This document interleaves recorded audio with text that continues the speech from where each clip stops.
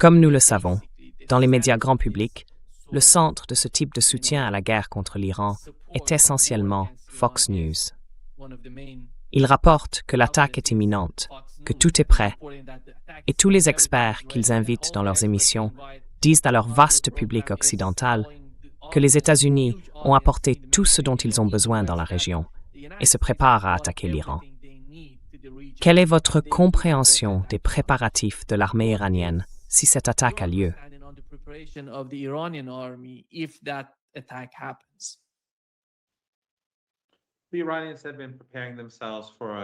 Les Iraniens se préparent depuis très longtemps. Depuis la guerre, l'attaque éclair menée par le régime israélien avec le soutien des États-Unis. Et bien sûr, les pays de la région ont tous été impliqués d'une manière ou d'une autre, car ils ont permis que les bases américaines soient utilisées contre l'Iran, dans certains cas très ouvertement dans le Golfe Persique, dans d'autres, comme la Turquie, à travers leurs bases radars. Dans le cas de Bakou, en République d'Azerbaïdjan, ils ont autorisé leur espace aérien à être utilisé par le régime israélien pour attaquer l'Iran. Ce n'était donc pas seulement les Israéliens et les Américains, c'était une très large coalition de volontaires, ou plutôt une coalition incapable de s'opposer aux États-Unis comme elle l'est encore aujourd'hui.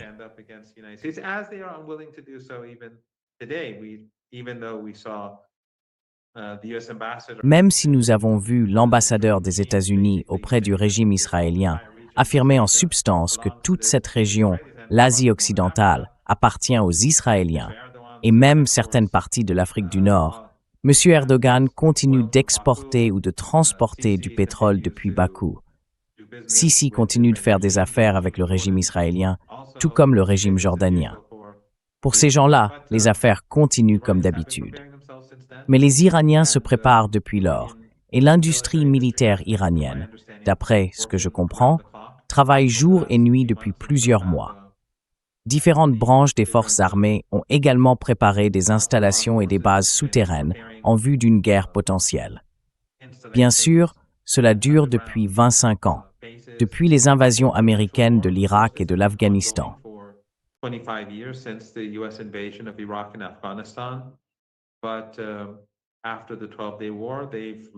Après la guerre de 12 jours, puisqu'ils en ont beaucoup appris sur la technologie occidentale et américaine, leurs capacités, leurs stratégies, ils ont travaillé à améliorer leurs propres moyens et à modifier leurs tactiques et leurs stratégies afin de mieux faire face à ces menaces. Je pense que la coopération avec les Russes et les Chinois s'est également renforcée, car la Chine comme la Russie reconnaissent que les États-Unis sont devenus un régime voyou, hors de tout contrôle. Il n'y a même plus de semblant de moralité ni de respect du droit international. Trump lui-même a déclaré que rien ne pouvait l'arrêter. La seule chose qui pourrait le freiner serait son propre sens moral, qui bien sûr est inexistant. Cela a donc renforcé leur coopération.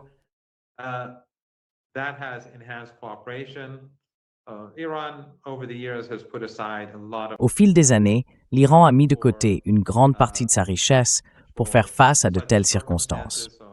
Je pense qu'ils ont également dépensé de l'argent pour l'équipement, à la fois à l'étranger et pour la production nationale. L'Iran est donc prêt.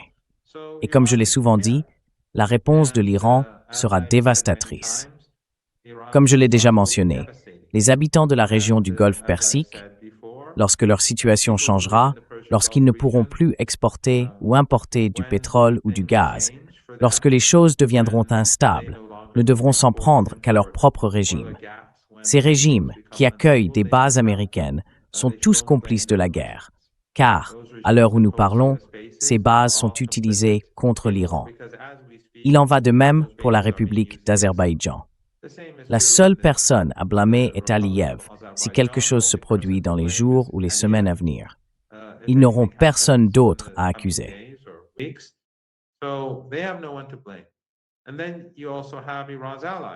Et puis, il y a aussi les alliés de l'Iran qui seront également impliqués. Ils savent qu'il s'agit d'un combat pour leur propre survie, car les Américains sont impitoyables et barbares, comme les sionistes. Et bien sûr, l'ambassadeur des États-Unis auprès du régime israélien affirme que ce régime est plus moral que les forces armées américaines. On peut donc imaginer ce que les Américains feraient aux femmes et aux enfants en Irak, au Yémen, au Liban et ailleurs, s'ils en avaient l'occasion. Les alliés de l'Iran dans toute la région seront donc eux aussi en guerre. Et ce n'est pas quelque chose que les Américains peuvent supporter. C'est tout simplement trop. L'Irak compte une population de 45 à 47 millions d'habitants, et les alliés des États-Unis en Irak seront écrasés. Au Yémen, ils se préparent également à la guerre.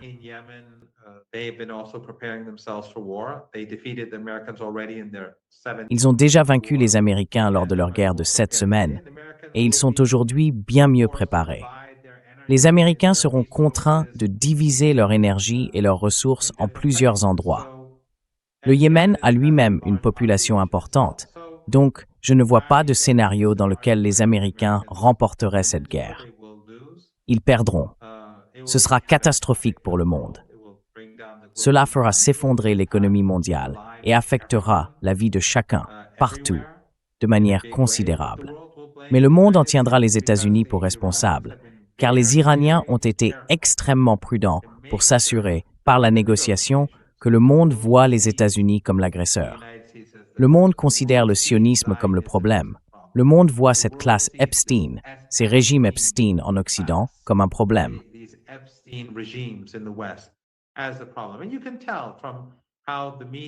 Et on peut voir, à la manière dont les médias occidentaux, qu'il s'agisse du New York Times, de Fox News ou du Guardian, qu'ils sont tous impliqués. Les libéraux traditionnels, la gauche, tous, d'une manière ou d'une autre, sont impliqués dans cette guerre. Ainsi, le Sud global, la majorité mondiale, et de nombreuses personnes en Occident, probablement la plupart des gens en Occident, voient les faits tels qu'ils sont. Et cela, pour l'Iran, dans les semaines et les mois à venir, sera très important. Bien sûr, le peuple iranien voit que le gouvernement iranien se prépare, mais qu'en même temps, il essaie de trouver une solution qui respecte la souveraineté de l'Iran. Mais le problème, c'est que, d'après ce que nous voyons, les États-Unis ne veulent pas respecter la souveraineté iranienne. Et si cela continue, cela mènera à une très mauvaise situation, comme je l'ai expliqué.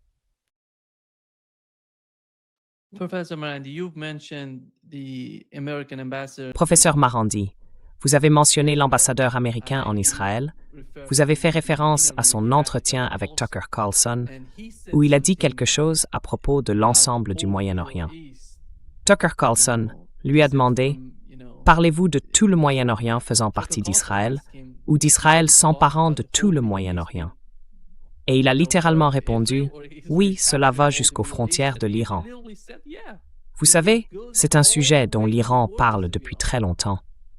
Il ne semblait pas que beaucoup de gens dans le Golfe Persique, dans ces États arabes, prenaient cette idée au sérieux. Ils en plaisantaient même. Mais maintenant, ils l'entendent de la bouche de l'ambassadeur américain en Israël. C'est tout le jeu, tout le programme du côté israélien. Dans quelle mesure cela a-t-il changé la donne? Pensez-vous que ces États arabes vont enfin comprendre?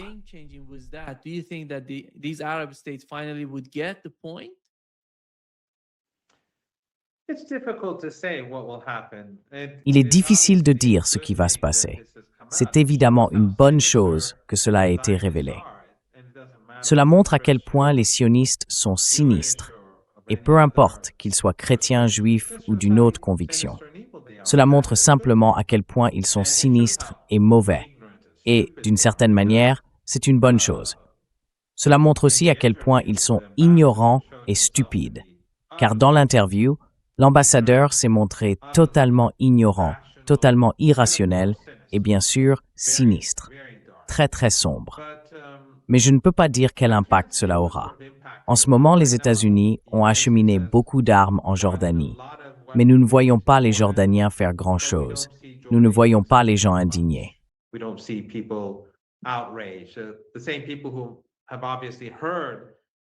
Les mêmes personnes ont évidemment entendu que l'ambassadeur des États-Unis s'était exprimé de cette manière. La Turquie, sous Erdogan, probablement l'une des plus grandes déceptions de cette région au cours des dernières décennies, continue de faire partie de l'OTAN, continue de permettre aux États-Unis d'utiliser ses bases et continue de transporter du pétrole vers le régime génocidaire. Les Émirats subissent la pression de l'Arabie saoudite. Et les Saoudiens, bien sûr, supporteront le poids de toute initiative expansionniste israélienne. En fait, l'ironie veut que le seul pays parmi ceux-là, dont selon la carte du régime israélien, aucun territoire ne serait touché, soit l'Iran. Mais vous savez, c'est là où nous en sommes.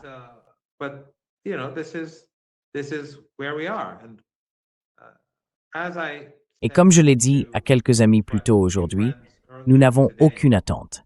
Nous faisons ce que nous devons faire.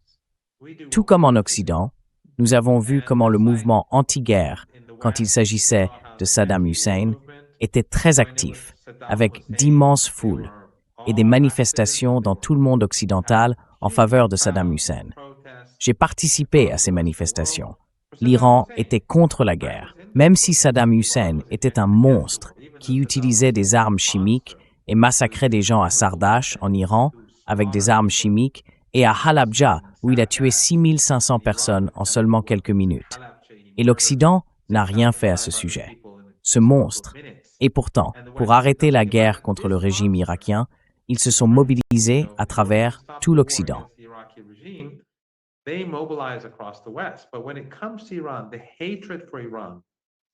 Mais lorsqu'il s'agit de l'Iran, de la haine envers l'Iran, parmi ces groupes takfiri, ces groupes salafistes, qui sont en réalité contrôlés par l'Occident et financés par des régimes régionaux, et parmi la gauche traditionnelle en Occident, il y a des exceptions dans les deux cas, mais je parle en général.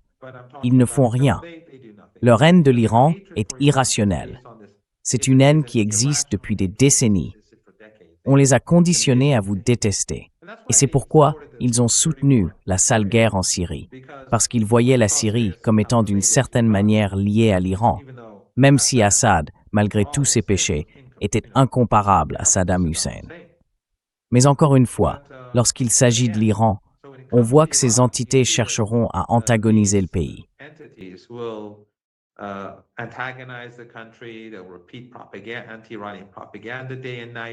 Ils répètent la propagande anti-iranienne jour et nuit, à la télévision arabe, dans les médias occidentaux traditionnels et dans des publications allant du Guardian à The Independent, en passant par Fox News et Breitbart.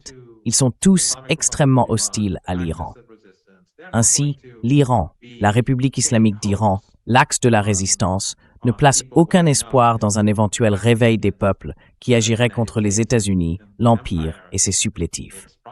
Mais, cela dit, je pense que l'Empire est en train de s'effondrer. Et chaque jour, nous voyons de nouveaux signes de faiblesse, que ce soit à travers ces entretiens ou à travers le travail de Tucker Carlson et Candace Owens.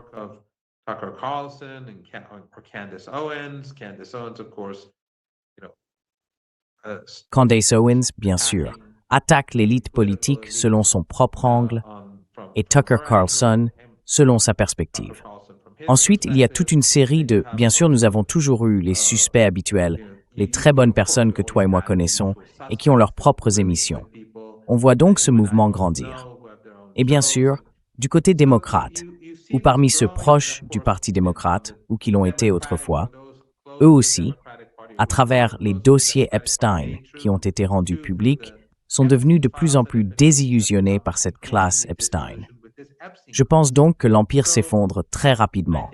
S'effondrer ne veut pas dire qu'il va tomber ce soir ou demain, mais tout ce régime, ce système, il est en train de s'effondrer.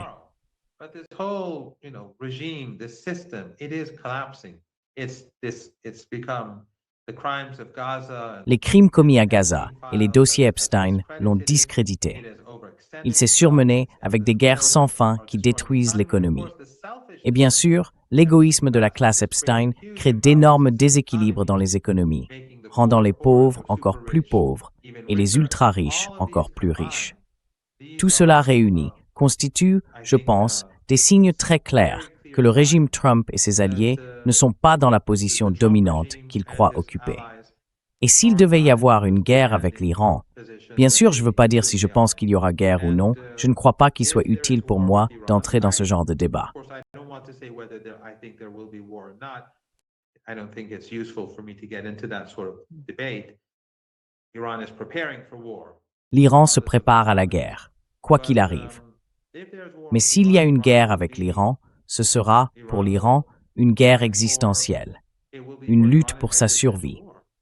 Le camp américain, qui choisit cette guerre comme une guerre de choix, fait face à de nombreux problèmes.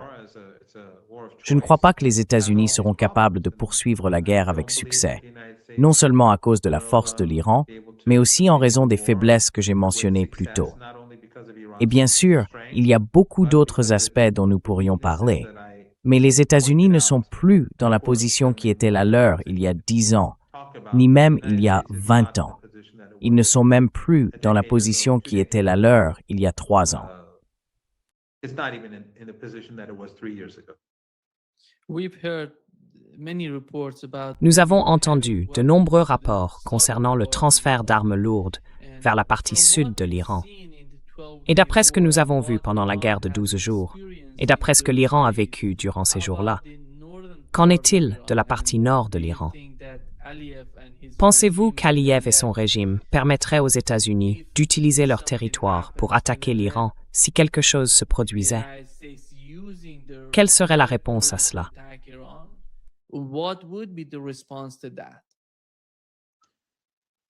Nima, the foreign minister, and Nima, le ministre des Affaires étrangères et les responsables militaires, ainsi que le docteur Larijani, lors de nombreuses visites dans la région, ont été très clairs sur ce qui allait se passer.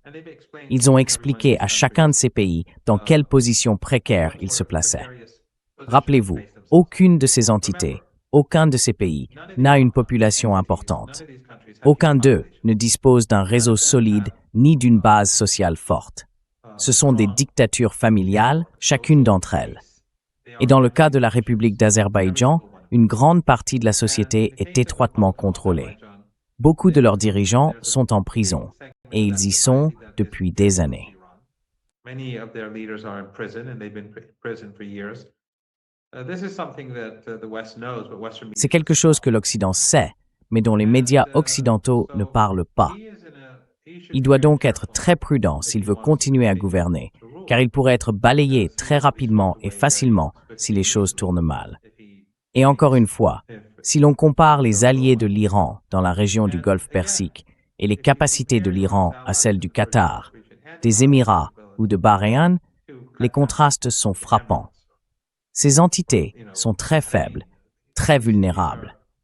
Mais si quelque chose leur arrive, cela aura d'énormes conséquences sur les marchés de l'énergie, d'énormes conséquences, ainsi que sur d'autres marchés, car ce sont des régimes consommateurs. Ils dépensent beaucoup d'argent.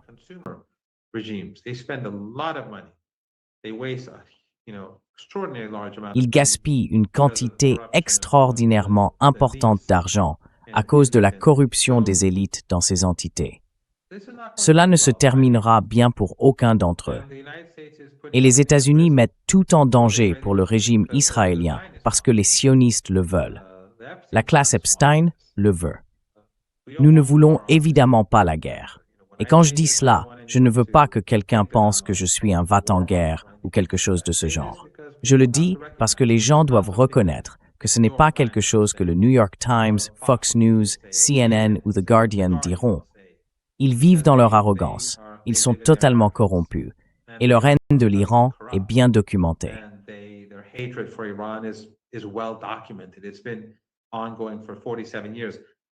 Cela dure depuis 47 ans. J'ai préparé du matériel pour une émission sur Al-Mayadeen vendredi, et j'y expliquais comment l'Iran a toujours été décrit comme étant au bord de l'effondrement depuis le début de la révolution.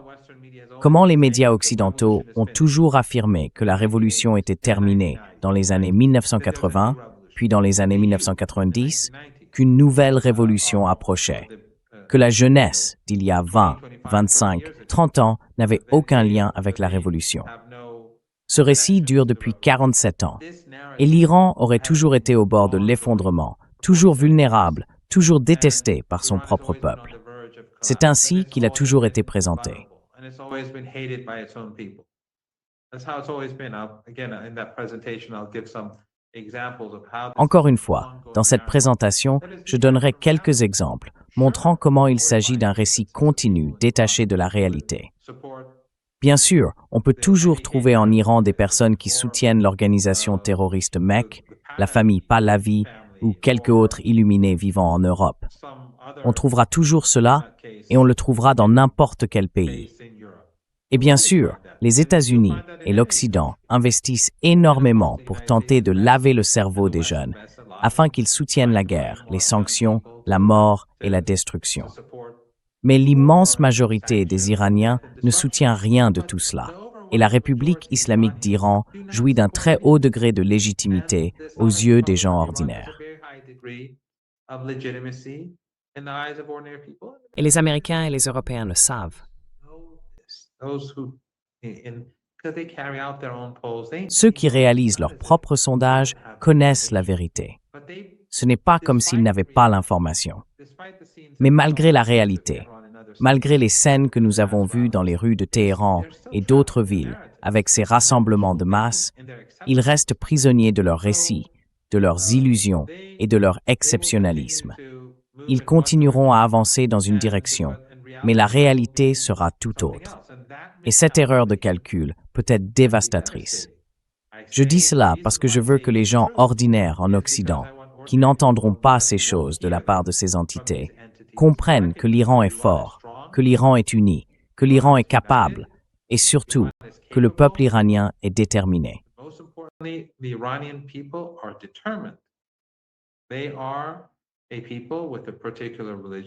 C'est un peuple doté d'une culture religieuse particulière, d'un héritage spécifique qui le rend extrêmement capable de résister aux États-Unis et à l'Empire.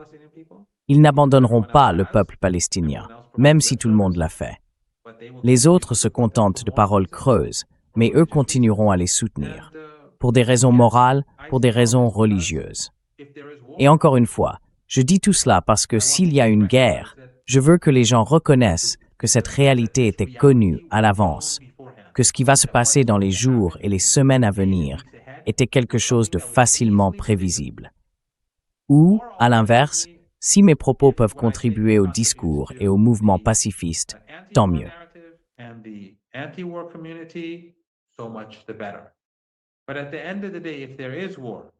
Mais au bout du compte, s'il y a la guerre, tout le monde devrait se souvenir de qui la soutenait, pas seulement de ceux qui l'appelaient ouvertement de leurs vœux. Certains diront peut-être qu'ils sont contre la guerre, mais ils ajouteront ensuite « Oh, l'Iran est maléfique, l'Iran est faible, le régime assassine son peuple » et ce genre de sottises.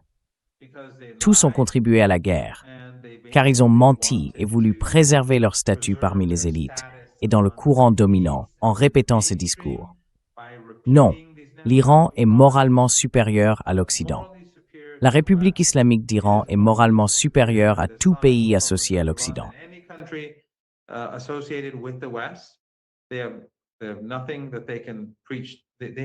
Ils n'ont rien à prêcher. Ils ne sont pas en position de faire la leçon à l'Iran sur quoi que ce soit. Ils continuent de perpétrer le génocide à Gaza. Ils étranglent le peuple cubain à l'heure où nous parlons. Ils ont pris le peuple vénézuélien en otage. Ils assassinent des gens au Liban chaque jour. Ils étranglent le peuple iranien. Ils ne sont pas en position de parler de moralité. Et plus important encore, ils sont dirigés par une classe de personnes qui violent des enfants, qui tuent et dont les médias ne font même pas pression pour que ces gens soient envoyés en prison.